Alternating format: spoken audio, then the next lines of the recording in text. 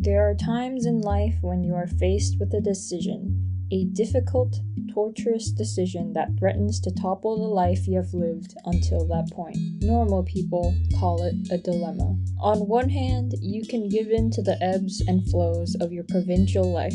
You can decide it's worth more than the time you're putting into this. Maybe the time you wasted thinking could be put towards another equally, if not more important decision. But other times, you say no. You buckle down and do what you know is right, deep down in your heart. The end will come, and it will be cloaked in success. Sometimes, you just have to name all 898 Pokemon. Yep, that's right. From Bulbasaur to Blueberry Muppet, I not only caught them all, but named them all, ultimately proving my worth. Just in time for the national dex to not exist and render my efforts useless, yes, but hey, at least they have a house to live in, and do... Yeah, I guess they just sit there, but whatever. It all started with Sporkle, which, as you can already tell by the name, a very tough and laborious site. A site where you can take a wide array of quizzes, test your mettle in areas such as geography, linguistics, art, and the most pertinent of all, video games. Do I consider myself to be a Pokemon fan? If the 12,000 soft resets I did to get a palette swap of a Pokemon is anything to go by, then yeah, maybe, a little bit. So with that in mind, I was not going to be satisfied with naming the original 151 Pokemon, nor looking at a picture and going, hey, that's a Pikachu 898 times. No, we're doing this for real, the adult way, and that means no pictures, no multiple choice, and only spelling stakes that shave off 5 minutes of your life. My searches led me to Jetpunk, where I found a quiz, finally, not divided into parts, with all Pokemon up to Crown Tundra. I say all this about passion and being a fan now, but at the time I had still convinced myself that I was only going to take the test once to see the breadth of my knowledge and go on my merry way. Oh, sweet, naive, stupid me. I had no idea.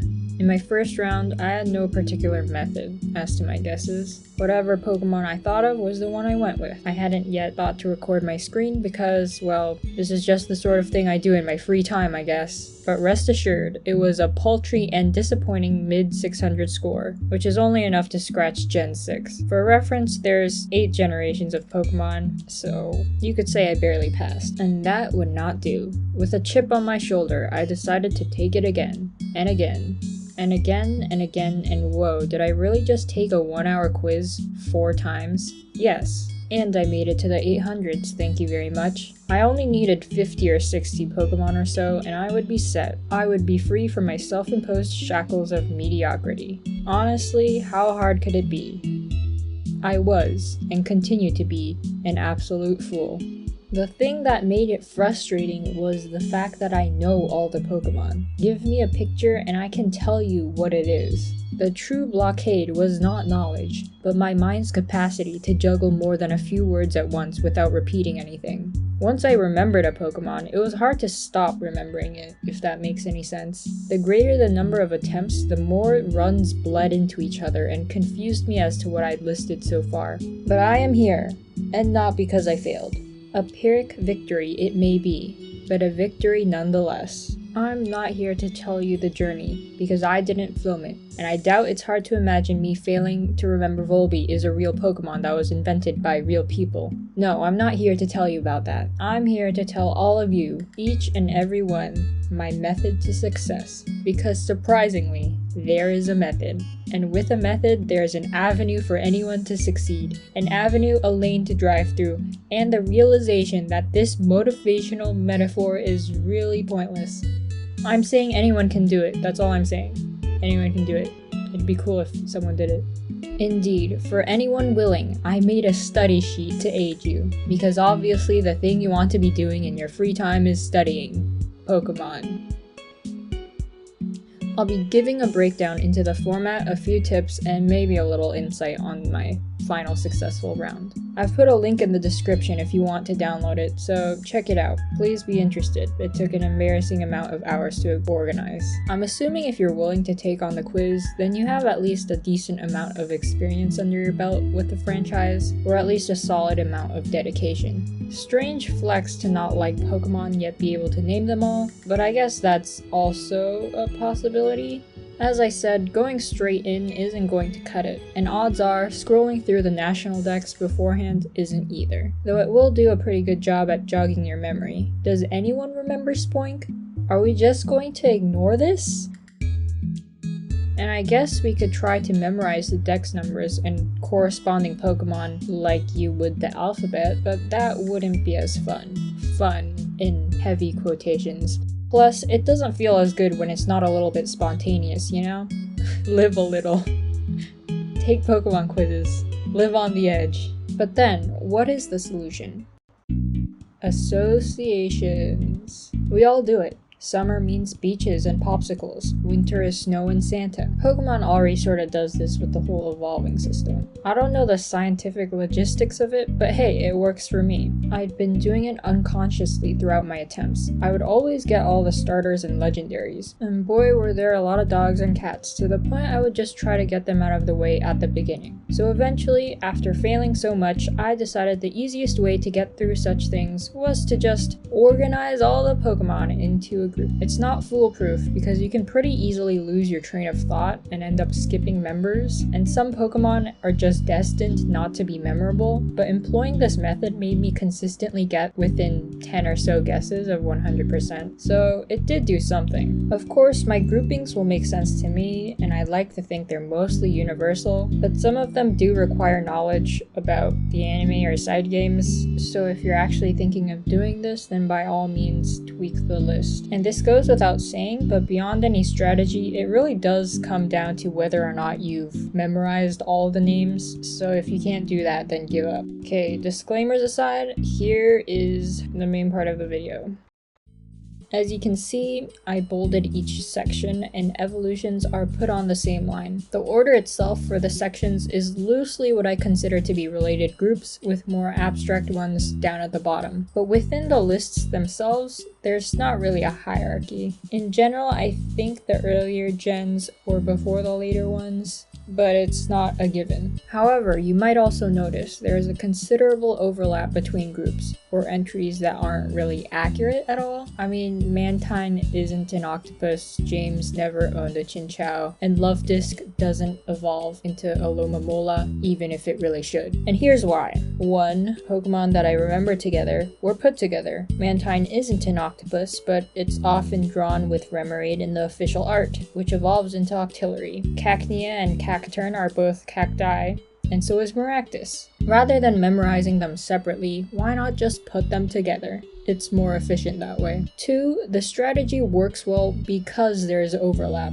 Once you memorize, say, the starters, then they can easily lead into the other groups. Charmander would be part of the reptiles, Piplup reminds me of Ice-Cube, Mudkip is a segue into all the ground water types that die from Giga Drain. So when I put down these Pokemon, I'd remember the related groups and finish that up before going on to the next. You sort of have to learn to juggle a few groups in your mind at once, so you can pause finishing one while you do another, and go down the line that way. And now for the specific groups. We start with the starters, very aptly named. As mentioned, there's a lot of variation in the animals represented here, so they're good as segues into the other categories. We follow it up with the birds, bugs, rodents, and Pikachus, which I consider somewhat of a given since you have these Pokemon no matter what generation it is. The bugs and birds too are not the regional ones you might think of, but those found near the middle of the Pokedex. Besides that, there's more specific categories like bees and moths, which leads into the next major section, which is that of animals and plants. Pretty self-explanatory. The fluffy Pokemon are fluffy. The eating Pokemon look edible or are part of the eating process. Here's the section related to all the water Pokemon out there. And there's the fossils, which most but not all gens will have. And after that, we have the color and typing sections. As you might guess, these are Pokemon I remember mainly because they represent a certain hue or aspect of their typing really well. What is Geodude if not a rock? Elemental is just an offshoot of this this where I couldn't really justify having a separate electric or fire group because it would be too small. Legendaries and mythicals, again, self-explanatory. Envision the box and promo art and you're basically halfway there. Pseudo legendaries, which is, if you don't already know, a group of Pokemon with a base stat of at least 600, but are still not considered legendaries. A lot of dragons in this group, but note that not all dragons are pseudo-legendaries. Those go in the next group, which I also named Raihan because his team had a few of those. The next few groups are trickier because they don't have a single quality that makes them memorable in relation to each other. They're a lot harder to segue into and more case by case, I would say. These are the counterparts, so Pokemon often paired together thematically and perhaps are version exclusive like Lunatone and Solrock. Single evolutions, which are Pokemon without evolutions, obviously. Cross-gen Pokemon, which are Pokemon that had evolutions added after the generation they were introduced. So like how Electabuzz was in the very first games, but had new evolutions in the form of Elekid and Electivire added in Gen 4. You can usually tell when this is the case because a Pokemon will go in a very different stylistic direction, but that's a topic for another day. Then there are the Pokemon who got the extra Galarian evolutions, a more specific offshoot of the cross-gen group. These next few sections are a lot more abstract and dependent on personal experience. James is, as you might guess, the Pokemon that James from the anime had on his teams. Magma and Aqua are the Pokemon I associate most with Team Aqua and Magma from Ruby and Sapphire. PMD stands for Pokemon Mystery Dungeon, specifically Sky, because that game is cool and great and you should all check it out. Next up are Pokemon you can find in the Ultra Sun and Moon wormholes. If you had to grind for all the legendaries like I did, then you'll probably remember these Pokemon pretty well and might even have a few shinies to show for it. King is literally just Pokemon with King in the name. The Holy Trinity needs no introduction. Z.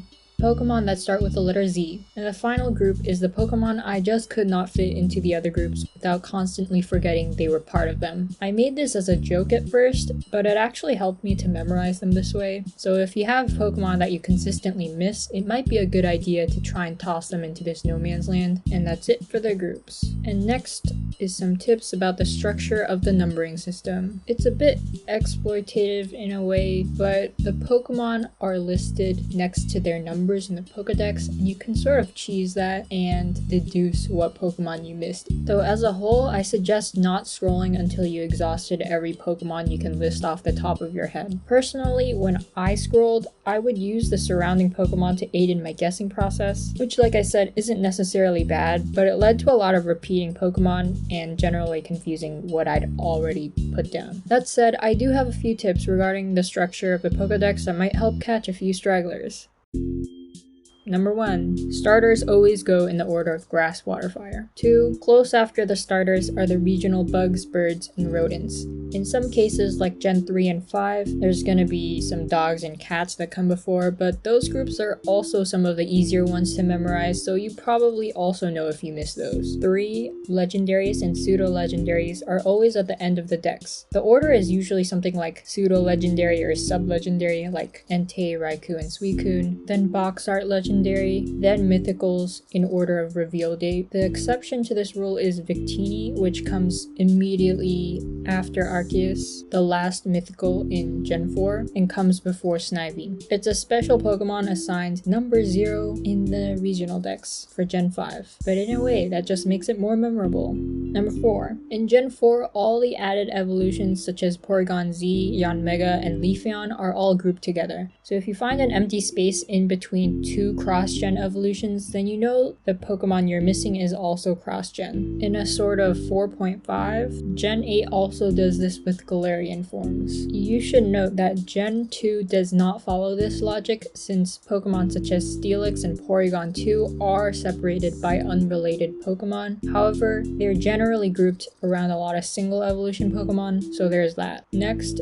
Gen 7 and 2 are the only generations without fossils. And up next, version exclusives such as Ice-Q and Stonejourner tend to be grouped together. And last, in general, but especially for Gen 6, the Pokemon that appear earlier in the game also appear earlier in the decks.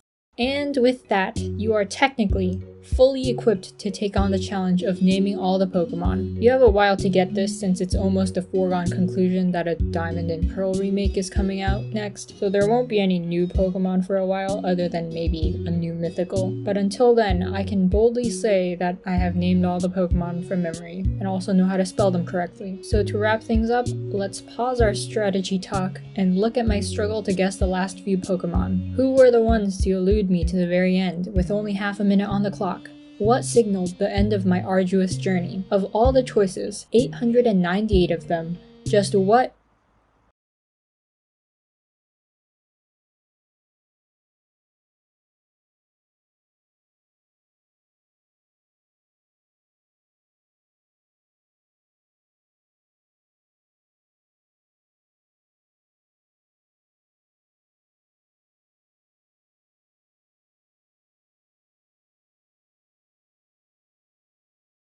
Thanks for watching. Goodbye.